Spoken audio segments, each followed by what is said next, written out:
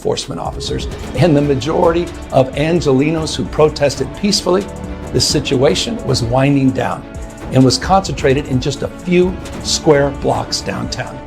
But that's not what Donald Trump wanted. He again chose escalation. He chose more force. He chose theatrics over public safety. If Gavin Newsom was 60, short, fat, and from Minnesota, nobody would listen to a goddamn word that idiot. Hey folks, let's dive into the viral showdown between California Governor Gavin Newsom and comedian Adam Carolla.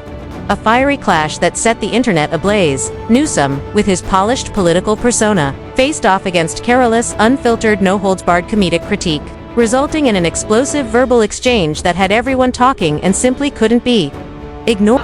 Loud line? Gavin. Oh, Gavin Newsom. Yeah, it gets me angry. Gavin, that's the best interview ever, right? Yeah, Gavin Newsom. So I got a theory, because Gavin Newsom, so California is like the only thing in California that's not on fire are the homeless. It's just homeless people in fire. That's all there. This California's so-called golden boy, Governor Gavin Newsom, finds himself under a relentless barrage of biting humor from Adam Carolla, armed with nothing but brutal honesty and a microphone. As Carolla delivers a scathing takedown of Newsom's handling of everything from the homelessness crisis to the mass exodus of businesses fleeing the state's sky-high cost of... Adam Carolla here. Governor, why did you shut the beaches in California during COVID? Yeah, I think we all were working on information at the time. We had no basis of deeply understanding the virus. I think they So did you the same didn't know thing. anything, so why'd you shut the beaches? States like Florida. If you didn't know anything, why'd you shut the beaches? Well, we didn't know. Yeah, because people were concerned early in the pandemic. Information was coming out as it relates to how it was Newsom tried to maintain a brave front, but Carolla's relentless takedown was unstoppable, leaving the governor's polished political facade looking increasingly shaky. Newsom, 0 intersectional points. He has no points. He's heterosexual, he's tall, he's white, he's not even fat. Yeah. He doesn't have, he goes to the French Laundry, he gets busted, he has to have a presser and apologize to everyone. Lori Lightfoot got triple points. Lesbian, black, female, maybe even 4, homely. She's got it all going on, right? She gets busted for getting her hair done during COVID after shutting down all the hair salons, and she gets in, has a presser, goes, F off. Because I got intersectional points.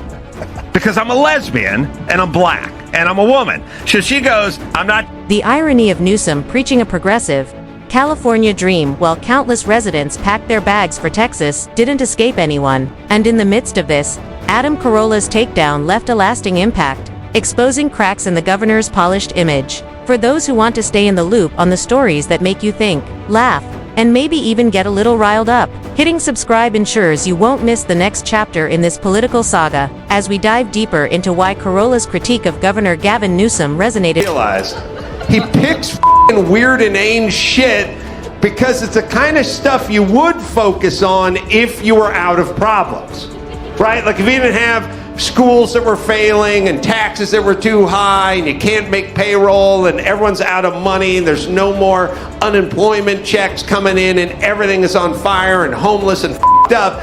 If you will all somehow be distracted by that if you worked on the little shit that makes no difference. A comedian famous for speaking his mind didn't hold back in his critique of Newsom's leadership in California, delivering a sharp and unflinching takedown that left a lasting impression. Has this really epic takedown of Gavin Newsom, where Newsom says that black and Latino people largely don't have access to bank accounts. And he goes, why is that?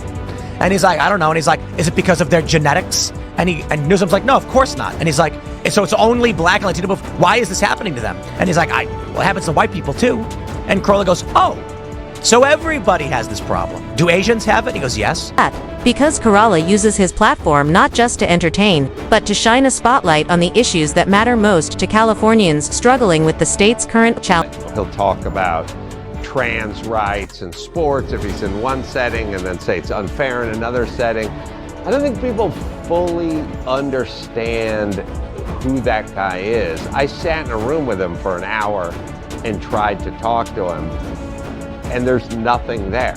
And the idea that he has designs on, sort of global domination. Carolla wasted no time zeroing in on California's homelessness crisis, which, under Newsom's administration, has ballooned into a full-blown national issue. Watching Newsom, and Newsom was giving a speech on the homeless.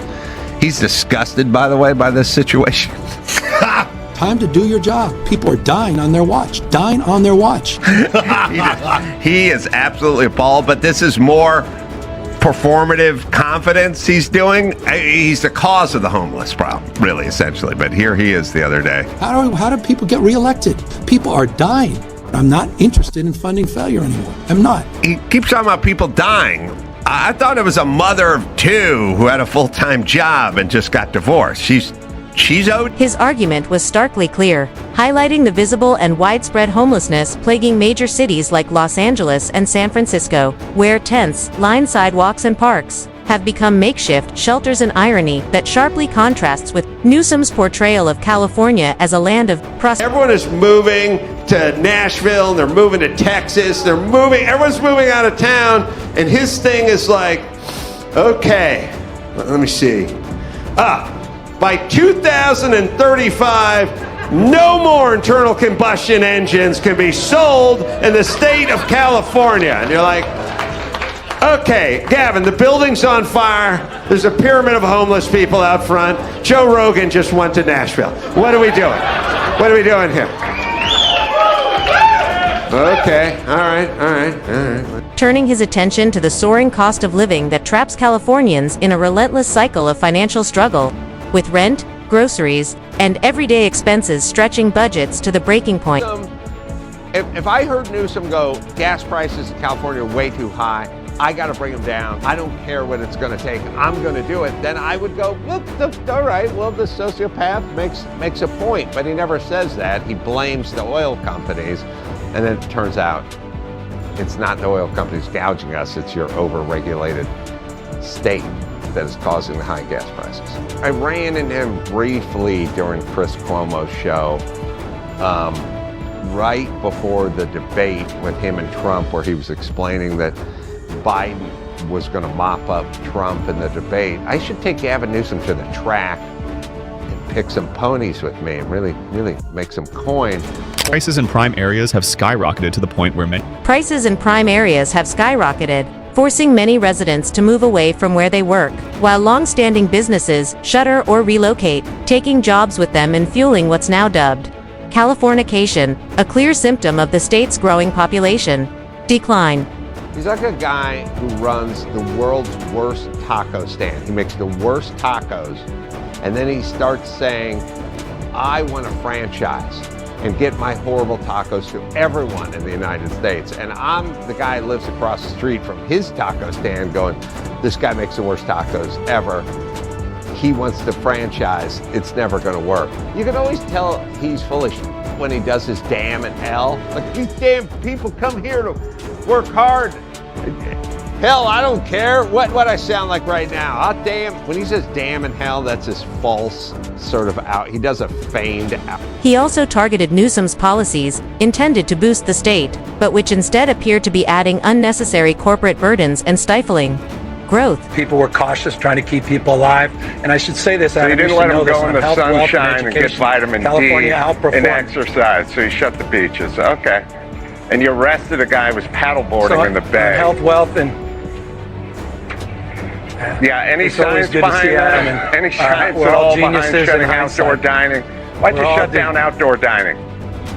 Carolla's delivery didn't just spotlight these issues, it questioned the effectiveness of Newsom's leadership and whether his vision for California aligns with the state's on-the-ground realities, suggesting that the so-called California dream may be losing its allure. He then zeroed in on the ongoing The folks there, 8 of the top 10 murder states in this country, red states. What bullshit. So classic Newsom just on social media. He comes out and goes, I don't know what Trump is talking about. 8 out of 10 of the top state murder rates are in red states, which he was right. That is true. Right. But of course, when you go and then look at what the cities are, Right. 9 out of 10 are Democrat, and the only one that's not Democrat just switched to Republican 6 months ago, and it's on its way down. Yeah, it's all the cities that are Democrat run. Such a classic Newsom manipulation. He doesn't know the And hold back, pointing out that it's not just families and individuals.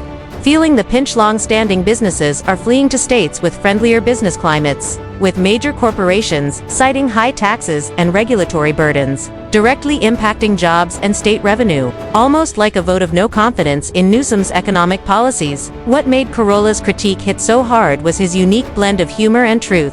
Using irony and sarcasm, he tackled issues like social justice, income inequality, and systemic failures, painting a California that had lost its luster under the weight of unfulfilled promises. He didn't stop there. He questioned Newsom's climate policies, pointing out that while California champions renewable energy and environmental leadership, soaring electricity rates and power shortages show a disconnect from everyday struggles. Carolla's humor made these critiques accessible while highlighting the tension between aspirational policy and real-life outcomes, especially around climate change, housing, and social equality, where red tape often outweighs practical benefits. By voicing the frustrations of ordinary Californians, Carolla exposed the gap between Newsom's polished rhetoric and the reality of life in the Golden State, forcing viewers to confront uncomfortable truths. His direct, probing style resonated widely because it combined comedy with a clear-eyed look at the consequences of policy, from homelessness to economic decline, asking whether Newsom's vision truly serves the people or remains lofty ideals unchecked.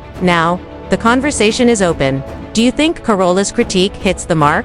Or do Newsom's policies hold merit in the complex challenges of governing California? It's a question that forces Californians and the nation to reflect on whether the state should rethink its path or stay committed to its ambitious, visionary ideals.